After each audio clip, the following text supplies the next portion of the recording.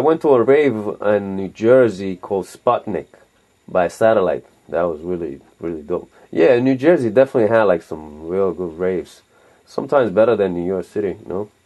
I definitely agree with Vibe-wise, that. I can definitely say that. New York City threw the crazier event, but it wasn't nearly as social or amiable as a Jersey or Connecticut party, which might not have been as big or just as big, but overall the community definitely had, you know, the states definitely had their own signature, and New York raves were definitely different from Connecticut or Pennsylvania, anything like that.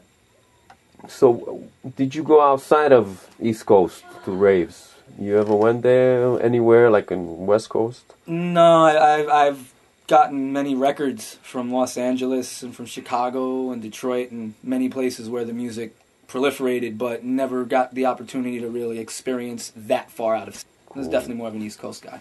Cool.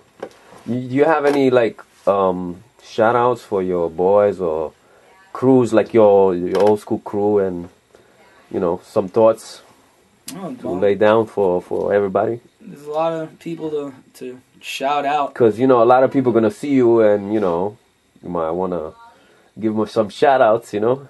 Well, you know, I got to give a shout out to my boy Smiley, who I am back in communication with after many years. One of the more talented DJs I know, who's still up to his old tricks and still throws pretty good outlaws. Nice. And not many people in New York are even trying to do that anymore, so that carries some weight. I'd like to give a shout out to, you know, my boy Ray, Morbid Wonder, one of the people who is responsible for me even making music the way I do. Gave me my first computer at the age of 19 and changed the entire face of my studio and how I approach music.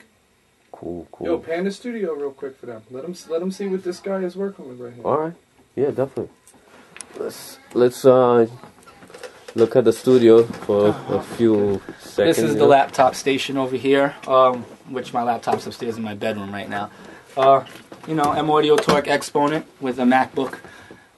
Good enough for mobile plug-in laptop DJing, and definitely technology I hope people start to take more seriously in the future. Nice. This is the production suite here. This is where the music gets made, recorded, arranged, mastered. You know, 2 sets of monitors, a pair of expensive to noise that I only use for mastering because they're too expensive to repair.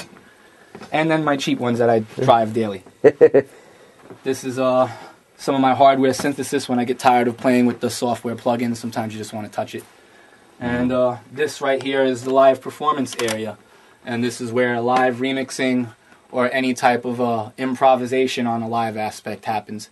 And it is all integrated into the DJ setup. So pretty much everything you're looking at in this room can play at the same time with monitoring surrounding the entire field. Wow. I just want to show them something that the kids these days don't know about. It caught my eye. Techno. You see the CD? Techno. Look it up. It still exists.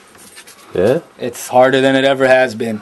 But I guess people just aren't into playing that anymore. Real quick, Base Rockwell, for the vinyl junkies, how many records do you have in this house and have that you own?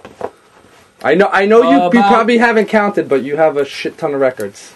I would say I have about 4 crates that are mine. I've had over the course of partying about a crate of records managed to disappear, which was like my select took me years to build up crate, which is why I actually focused on production a little more than DJing, because after my records disappeared, I figured it's about time I start making some new ones because can't really afford. But currently, right now, with Smiley's records in the house, and what's his name's records upstairs, how many crates of records do you have right now? What is it, like 20, 30? At least 20 crates of records in the house right now. Wow. Currently.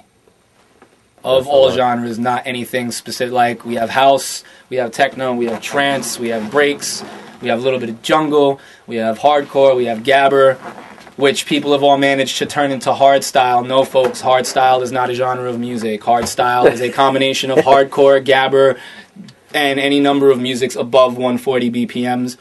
I would hope that gets restored in the future. Now, for the new guys out there, for the digital junkies, how many gigs of music do you have, Base Rockwell? I'm currently have a digital library of about 300 gigs of sorted music. So it's not just a bunch of music. It is organized by genre and is very accessible. A lot more accessible than the records I can't carry. Wow, man. That's a lot. It's a lot of fucking music. So let me ask you something. One thing I fucking hate in this music, why did they take out the acid sound from most of the sounds everywhere? Because, like, you know, when I started in the 90s... Thank you, Lou. Thank you so they much. used to put acid in everything. Acid trance, acid breaks, acid... And then all of a sudden, the sound disappeared. Because to me, that sound would take me to that, you know, to that level. You know, it was like a step above everything else, you know? Basically, it's the environment and the fact that things have changed so much that the party scene that style of music is marketed to technically is illegal and doesn't exist in America anymore. Oh, the rave scene is banned. It is the quality of life laws that were passed after Giuliani came into office, and it's the reason why techno and acid and a lot of things that were associated with partying, which was good music, don't have a market here anymore. And the only people who buy the music now are the clubbers, and everybody knows all they like are drums and vocals. So Yeah. So that means it's illegal. That sound, it's illegal right now. We got to find that illegal sound. That's my boy up, Joe. The sound is still there. There are DJs who have it. The problem is the current parties that are being thrown don't book those kinds of DJs because it's a very superficial, very cliquey to get bookings. Joe Jeep got some acid records, doesn't he? Yes, and that reminds me, much big shout out to Joe Jeep, who's also been coming through to the studio. Sick DJ from back in the day. Some of the best techno in New York. Wow. Wish he was here to be joining me on this interview. Wow, that's hot. Wow, definitely. So, what else?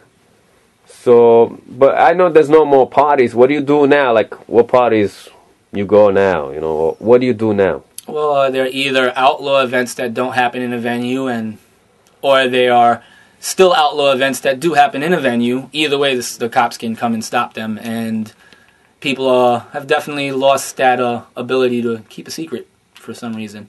Wow. It's very difficult to coordinate an event like that and not have it shut down. So a lot of motherfuckers talking shit. And not only that, but people don't want to work together. And it's a very political environment. Competitive, when people used to work together, and now people are competing against one another rather than working together. Cool. Wow, man. Great interview, bro.